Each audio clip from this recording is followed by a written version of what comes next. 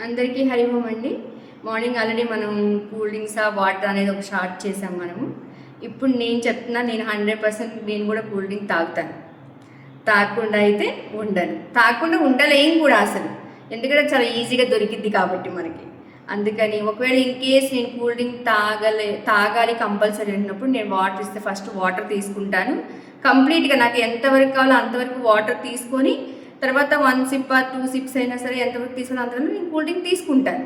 అలా అని చెప్పి దాన్ని అవాయిడ్ చేసి తాగకుండా ఉండి అయ్యో తాగలేదే అని బాధపడటం కన్నా దాన్ని కొంచెం తీసుకొని దాన్ని కంట్రోల్ చేసుకొని చాలా మంచిది అనేది నా ఒపీనియన్. నేను ఆల్రెడీ ట్రై చేస్తుంది అది. ఇంకొక విషయం ఏంటంటే పిల్లలు టీనేజ్ వాళ్ళు బయటికి వెళ్ళినప్పుడు వాళ్ళు 100% 20 రూపీస్ వాటర్ బాటిల్ ఉన్నా 20 రూపీస్ కూల్ డ్రింకే తీసుకుంటాం. మనం రెండు సేమ్ కాస్టే ఉంటాయి కానీ మనం కూల్ డ్రింకే తీసుకుంటారు వాళ్ళు. మనం చాలా చూస్తున్నాం బయట, అందరికీ తెలిసి ఈ విషయం కూడా. ఇవాళ ఎవరైతే కామెంట్ చేశారో కూడా వాళ్ళకి కూడా తెలిసి ఈ విషయం. కానీ యోగాలో ఉన్నాము అని చెప్పి మనం చెప్పకూడదని మేబీ చెప్పకుండా ఉండొచ్చు. బయటికి వెళ్ళినాక తాగినాక మేము చూస్తామా చూడలేదని కూడా ఉండొచ్చు, ఏదైనా ఉండొచ్చు. కానీ పిల్లలకు కూడా మీరు అలవాటు చేయాలి కంపల్సరీ. ఇంత డ్రింక్ మనం తీసుకోకూడదు అనుకున్న వాళ్ళకి నా చిన్న సజెషన్ ఏంటంటే ఫస్ట్ వాటర్ తీసుకున్న తర్వాత కూల్ డ్రింక్ తీసుకోండి.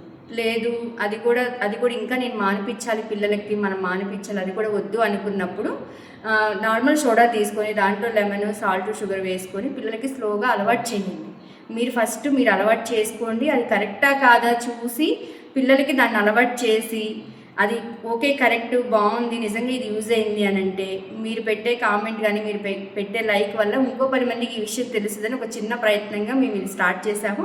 అందరూ దీన్ని ఎక్స్పీరియన్స్గా తీసుకొని ప్రాక్టీస్ చేసి మా వరకు మీ మెసేజ్ అందిస్తారని మేము కోరుకుంటున్నాం. అందరికీ హరి ఓం.